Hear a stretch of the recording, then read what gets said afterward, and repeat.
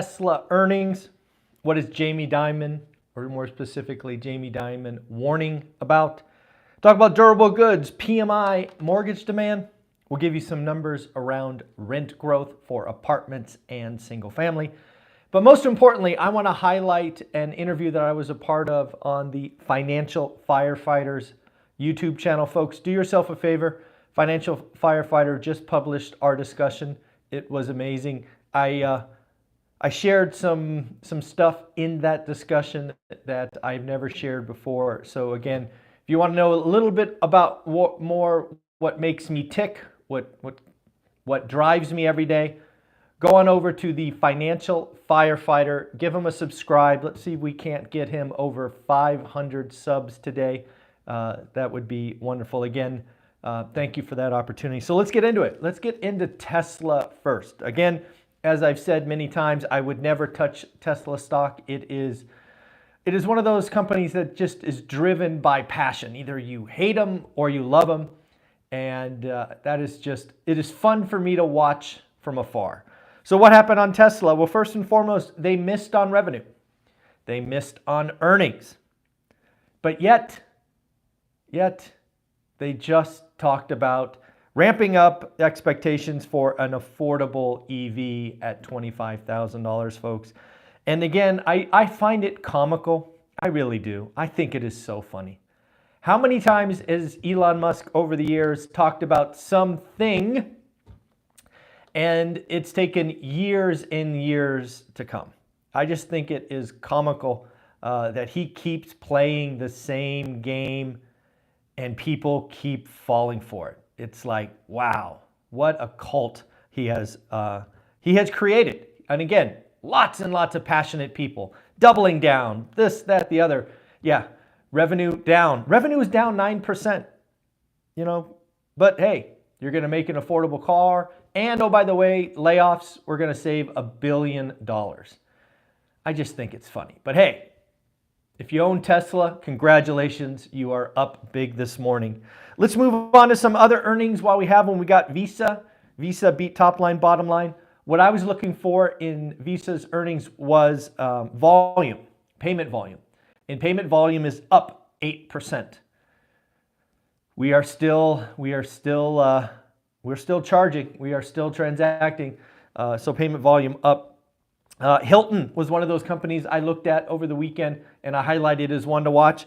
They beat top line, they beat bottom line, and boosted guidance. Yes, folks, looks like we are still out traveling around. Let's talk about Jamie Dimon. Jamie Dimon is continuing his trend of really speaking doom and fear. This time he is talking about the U.S. economy heading back to 1970's. We've talked about that a bunch on this channel. The 1970's are frightening. Not only did you have bell bottoms and all that other stuff and disco, right? You also had stagflation. You had low growth and high inflation. I have said before and will say again here, stagflation is worse than a recession. A lot of you may not understand, but in reality, stagflation is worse than a recession because you have two competing forces, and whatever you do to fix one hurts the other. For example, you have low growth. What do? You cut rates. What happens? Things pick up and inflation goes up. You want to get inflation down, you raise rates, the job market comes down. So again, stagflation is this yucky, just not good economy. Again, not negative growth, but low trend. And Jamie Dimon thinks we are going there. Low growth, high inflation, stagflation. Higher rates, he thinks rates will be higher than the market expects. I think the market is catching on that rates are going to be higher for longer. I mean, Jerome Powell has been remarkably consistent. It's funny, Jamie Dimon says he has prepared his executives for either 2% rates or 8% rates. Anywhere in between that, his team has created a plan. Because again, what's really important is you have to make a call. At 8%, you do something very, very different than rates at 2%. Again, think about what you would do. If rates were to just suddenly come down to 2%, you would do this, And if rates spike to 8%, you would do that. So again, we need to be prepared and look at all of those things. Let's talk about durable goods. Durable goods came in at 2.6%. What does that mean? It means the economy, consumers are still buying. Last was 1.3, estimate was 2.5. So came in just above expectations. Again, no sign of a recession. Durable goods orders would be negative if we were in a recession today. Again, just reality, right? I think what's really happening is there's a lot of noisy doomers who have frankly been wrong for a long time. And I think those noisy doomers are clouding people's judgments. I think there's a whole collection of folks that are just out doing it and they don't talk, they don't make noise, right? They're out building businesses, they're out doing this or that. I don't know, it's just really weird to watch, right? The numbers are pretty consistent that the economy is in okay shape and frankly handling 5% rates just fine, right? The Fed is not restrictive just based on the consumption, at least not as restrictive as they think they are. So again, pretty interesting. What about PMI? Again, PMI yesterday was pretty weak. We talked about it yesterday. It broke below the 50 mark. Again, 50 is contraction, above 50 is growth. It's one of the first leading indicators that you and I are going to have to watch. 1 month does not make a trend, but it is one to watch because again, PMI services, PMI manufacturing, both were weaker than expected. So it could be one of those first signs that maybe things are getting weak. But again, we just have to be diligent and watch that stuff going forward. How about mortgage demand? I don't know if you guys can put 2 and 2 together, but higher rates, lower demand. Sometimes it is that simple. Mortgage demand was down. Let me make sure I get the number correct. Mortgage demand was down. Where did I write it? Man, lots of notes today. Mortgage demand was down 1%. Mortgage demand was down 2.6. Purchase was down 1%. Again, higher rates, less demand. I know, sometimes it is that simple. Let's talk about rent growth. Let's talk about rent growth apartments, rent growth houses.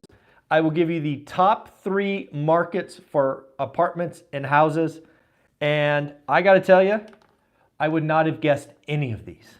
Let's do apartments first. Number 3 for most rent growth, Springfield, Massachusetts, up 6.3%. Yes, folks, rent growth is still out there. Springfield, Mass, 6.3%. How about Rochester, New York? Rochester, New York, up also 6.3%. And the winner chicken dinner, Buffalo, New York. Buffalo, New York, up 6.4%. If you're out in any of these markets, I'd be curious, why? Why are they growing? Are these like suburbs to other big markets?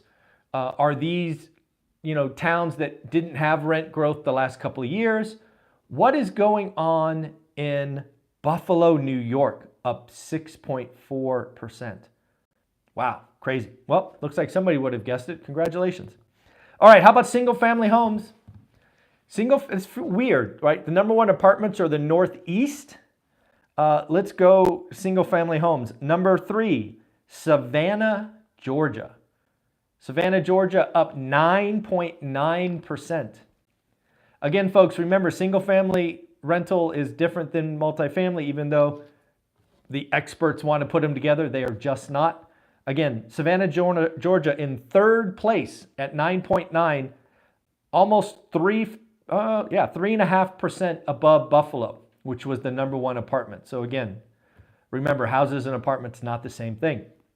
Knoxville, Tennessee. Knoxville, Tennessee into the double digits at 10.6%. And then finally, again, I would have never guessed this. Number 1, single family rent growth in the last 12 months, Chattanooga, Tennessee. Shout out Chattanooga, Tennessee, coming in at 11.2%. Wow, 11.2%. So same question. If you're in Savannah, Knoxville, Chattanooga, tell me what's going on. Are these bedroom communities to other areas? Are employers going there? What is going on? I would love to hear from you. Let's talk about anything else. Yeah, I think, again, some of the earnings that we've got, like CarMax and RH, Restoration Hardware, RH, we are starting to see that higher rates matter. Obviously, CarMax relies on lending for their cars. RH does luxury homes. We're just starting to see that higher rates matter and can shave off demand in interest rate sensitive things like cars and single families. Last thing I noted, I don't know if you saw this, that Oracle is moving their headquarters to Nashville.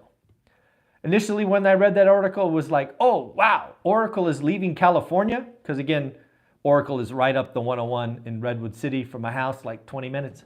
I was like, oh my God, they're leaving California? Nope, not true, not true, not true. Oracle is leaving Austin. Little did I know that in 2020, Larry Ellison, I didn't know this, didn't hit my radar, Larry Ellison moved Oracle's headquarters from California to Texas in 2020. Now he is going from Texas to Nashville. Wow. What's going on? So again, based on the article, Oracle has made some significant investments in healthcare. I think they bought a company called Cerner a year ago or whatnot. I think they're moving to Nashville to be more around the healthcare that they've made some big investments in. At the end of the day, folks, do me a favor one more time. Go check out Financial Firefighter on YouTube. We had a great conversation. I was very vulnerable. We talked about some cool stuff, and I'd love to hear what you have to say. Like, subscribe, comment, and if you're going to grow with video, where'd that come from? Video, I will be leaving my home momentarily, and I will see you out there. Take care. Have a great day. You guys are amazing. Later.